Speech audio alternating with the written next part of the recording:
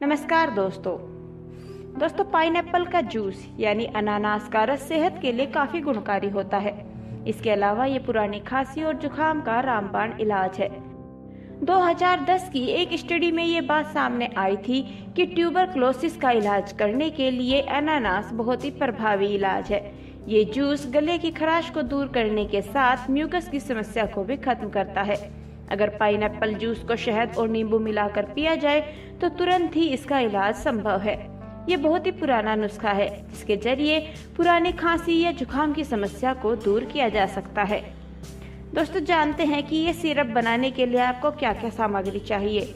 कटा हुआ अनानास, 1 चम्मच शहद, 1 चम्मच नींबू का रस, चुटकी भर लाल मिर्च और नमक आपके स्वाद के अनुसार।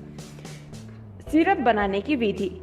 सभी चीजों को अच्छी तरह ग्राइंडर में मिक्स कर लें। अगर सिरप गाढ़ा लगता है तो इसे छान लें और हल्का पानी मिला लें।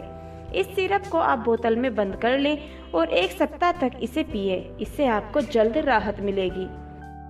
दोस्तों अनानास आपके इम्यून सिस्टम को मजबूत करने में मदद करता है, जिससे आप खुद को हर प्रकार के वायरल इन्फेक्शन से बचा सकते हैं। इसके अलावा अनानास में ब्रोमोलिन नामक तत्व है जो फेफड़ों में मौजूद म्यूकस को निकालता है। साथ ही अनानास में मौजूद विटामिन सी एक एंटीऑक्सीडेंट की तरह काम करता है।